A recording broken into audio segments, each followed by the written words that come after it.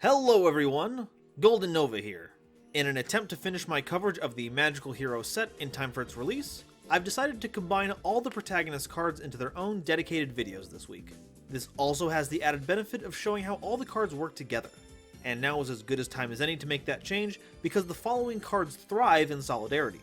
Yuma, the main character of Yu-Gi-Oh! Zeal, is most often associated with his ace Xyz monster, Utopia, and their many Chaos Xyz evolutions.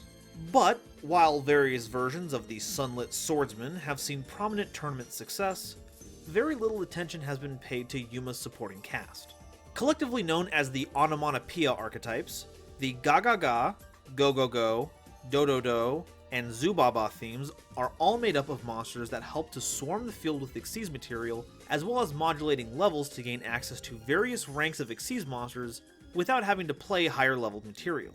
I assume they all have onomatopoeia-esque names because they're supposed to evoke the comic book / manga energy that's so present in Zexal's protagonist. There. Now I've said the title both ways, so now that should cover my bases and no one will be mad at me. Having such powerful, competitively tested boss monsters does set the bar pretty high though. Will these cards help or surmount the power of Utopia the Lightning or Utopia Double? It's time to feel the flow! Let's review Yuma support in Magical Hero. First is Zuba Gaga Coat. Oh god, these are going to be such a mouthful.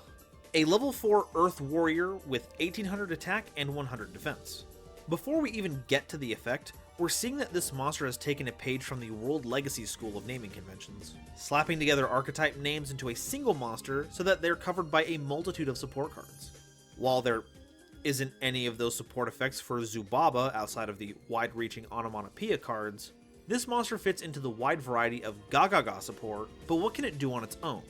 Well, if you control a Zubaba or a Gaga monster, you can special summon this Zuba Gaga from your hand. Also, once per turn, you can target a Go Go Go or Doh Doh monster in your graveyard and special summon them, though that does lock you into Xyz summoning from the extra deck for the rest of the turn.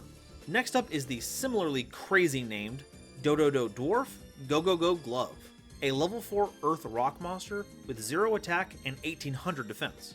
Still not a lot of support to leverage with either of those two theme names, but I guess that just leaves us more room to focus on the Gaga portion. During your main phase, Doh Doh Go Go lets you special summon one Zubaba or Gaga monster from your hand. Also, if you control a Doh Doh or Go Go Go monster, you can special summon this card from your graveyard, but banish it when it leaves the field. A restriction that makes every Xyz player cackle with glee. Gotta love a drawback that disappears just for doing your normal plays. So from these two, we can draw a pretty effective game plan. Pitch this card to the graveyard to activate Onomatopoeia, grabbing Zuba Gaga and another target, preferably a level 4 Go Go Go or Doh Doh. Then you can normal summon the wildcard search, special summon Doh Doh Go Go from the grave, using its effect to field Zuba Gaga from your hand. Once you use the two Doh Doh Go Go cards for an Xyz summon, simply detach one for its effect, and then you can use Zuba Gaga to get it back to make a second rank 4. Not so crazy now, but a nice play to keep in mind for Master Rule 5. We also have a continuous spell in the form of Onomata Pickup, which searches any Onomat card on activation. A great way to play more copies of your searcher, though it can also grab Utopic Onomatopoeia to fill any gaps in your game plan, since it counts as all 4 of the sound effect gang. It also lets you target one of the 4 Onomatopoeia archetype monsters you control, and set all of your monsters' levels to match. It adds consistency to your deck, and makes Xyz summoning a breeze. What else can you ask for? So, we're 3 cards deep. Are we going to be seeing a payoff card soon, like a Sunriser or a Dark Magician's? Not exactly. With the 2 cards we have left, it becomes apparent that all of these have been introduced to facilitate the power of a very limited but powerful Utopia subtype. Utopic Future monsters. For instance, let's take a look at this guy. Nope, that's not a black bordered misprint of Gaga Magician, it's Gaga Magician. A rank 4 dark spellcaster with 2000 attack and defense. You can detach one material to special summon any Xyz monster from your graveyard, but its effects are negated. It also confers an additional effect onto any Utopic Future monster that it's Xyz material for, which lets it detach 2 material to target any Xyz monster you control, make its attack 4000, and also negate its effects until the end of the turn. So, while the previously presented combo involving Onomatopoeia will work just fine to get you the material for the currently available F-Zero Utopic Future, Gaga Gaga Magician can make it by itself later in the duel if you're low on resources and have a rank 4 available in your graveyard. This also lets you close out a game with Utopic Future.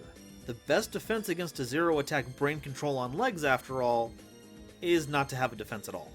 We also have the quick play spell, Future Drive, which lets you target a Utopic Future monster you control and apply 3 effects to it for that turn. It can attack all of your opponent's monsters once each, which is a great way of bending your opponent's team to your will.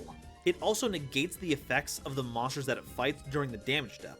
So if it has any pesky effects on destruction that would trigger while it's in its 4000 attack battle mode, you can stop those. And if that wasn't enough, it also makes it so that your Utopic Future cribs on Flame Wingman, burning your opponent every time it slays a monster, equal to the original attack of the destroyed monster. An effect that I imagine would be useful if it was tacked onto, I don't know, a 4000 attack monster that can attack multiple times in a turn. And that about covers the current lineup. The focus seems to be on leveraging the power of Utopic Future, already a stellar card, currently hampered by Master Rule 4, while giving it the power to close out games instead of just moving them to a stalemate against a smart opponent. But at the risk of overextending, I think we need to cover one more card that fits the support, even though it isn't in Magical Hero. We don't have the release date for the cards in the Legendary Gold box, but let's take a quick detour and discuss number F-Zero, Utopic Future Dragon.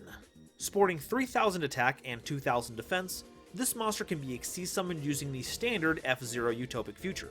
It can't be destroyed by battle or card effects, and once per turn, if your opponent activates a monster effect, you can detach a material to negate the activation, and if it's a monster that they currently control on the field, you just get to take control of it for as long as it's face up on the field.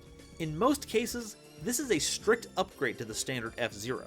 You can make it if you're forced to go first, giving you a bit of insurance against your opponent's plays. And since it doesn't need the attack boost from Gaga Gaga Magician, it can keep all of its protection and negation while still being a huge threat on the battlefield, especially if it's under the influence of Future Drive. Honestly, if this quick play spell was searchable, I'd argue that it gives Utopia double a run for its money, as it could swing in for game-ending damage without needing your opponent to leave some of their defenses down. But while we can pine for the card's future release, for now, we have to keep in mind that F-Zero Utopic Future is the only legal target for Future Drive, but it's certainly not a bad one.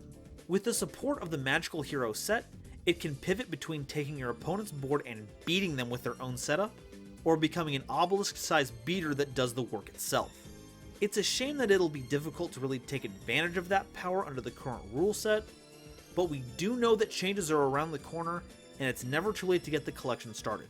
If you're interested in picking up these cards to show your Katabingu spirit, and if you liked the video, I would be eternally grateful if you used my TCG Player affiliate link down below to collect any of the cards that are currently available, or to pre-order any of the cards coming out in Magical Hero.